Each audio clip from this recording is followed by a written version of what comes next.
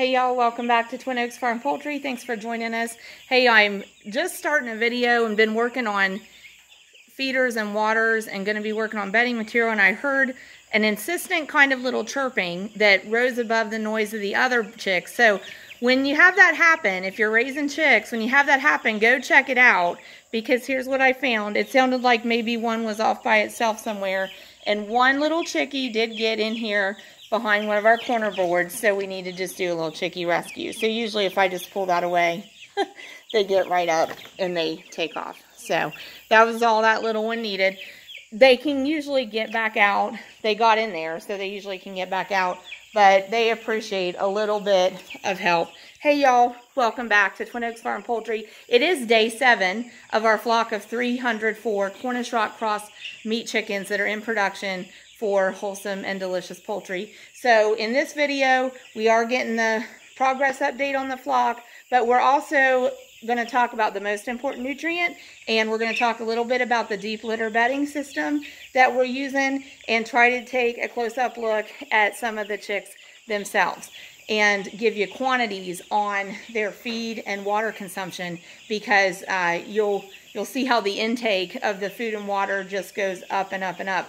And going to turn the camera around and show you something with one of the chicks. This is kind of how that happens, you can't see it yet, and I'll get closer and I'll give it time to focus here, but here's one. Oh, that's how that happens right there. So it's unusual you'd actually get to see that. But they say that meat chickens, even as chicks, even from the time they're chicks, cannot fly or perch or roost. And I can tell you, every flock we have some chicks prove them wrong. So we don't do this often. We don't handle the birds often, but you're going to see handling the bird. Okay. And then we'll just let him out. Okay. And actually, it's probably a good opportunity to talk about that a moment, why we don't handle the birds often.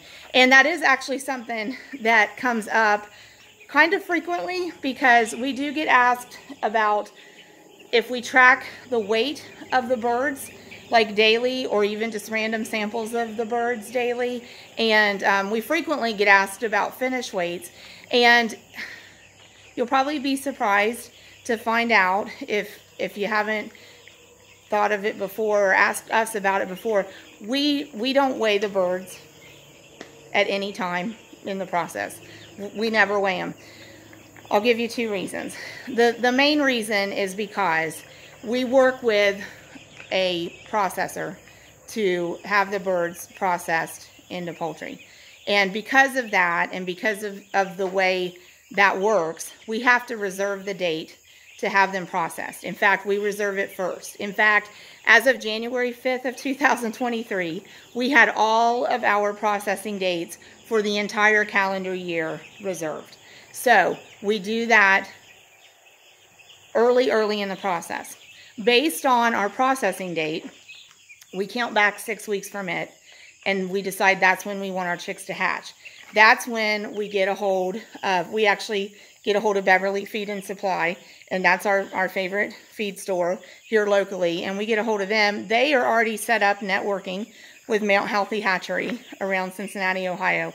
And so we, early in the year, gave the feed mill a list of dates and a list of quantities on those dates of what we wanted in chicks for hatching dates. And then they used that in their conversations with Mount Healthy Hatchery to line up our chick orders for the year. So with that being the case for us, the processing date is set way ahead, and it's a done deal. We can't change it. We get the hatch date based off of the processing date, based on the number of weeks that we want to grow the birds in production. So even if we weighed them all the time, even if we weighed every bird daily, it doesn't change the fact that at the end of the process, at that date that I have scheduled for processing, I have to take the birds. I can't cancel it. Well, I can cancel it, but I can't necessarily get another date. Like, I can't tell the processor I need to wait a week. I probably can't get a date a week later. Or, you know, I can't say, well, they've grown faster than I expected. I need a date a week sooner.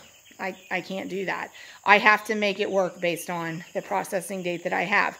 We also know the target feed range that we think the birds should eat in. Basically, a meat chicken should eat 10 pounds of feed from start to finish. So each individual bird. So we know that that's the target range. So we multiply that amount of pounds by the number of birds we have. We know how many pounds of feed they should consume.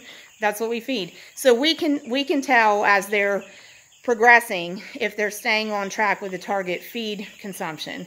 And basically, we trust the process that genetically these are hybrids and they are predisposed to grow quickly. So if we feed them and we get the conditions as right as possible, they're going to grow. That's the process. So we don't weigh them because of that. There's a second reason we don't weigh them though. And it has to do with what you saw where we had that one that was in the corner and I went ahead and moved it. Normally we don't do that. I did move it because I wanted to facilitate while I was recording getting the other bird out of the corner. These little birdies, especially now, you see where they're getting the white feathers coming in. I'm going to go ahead and turn around to the flock. Where they're getting the white feathers coming in, that's a really important process, them feathering in. And so they start on the wings and the tails, and then they're gradually going to get more of that feathering over their entire body. Where those are coming in is almost like a quill in the skin.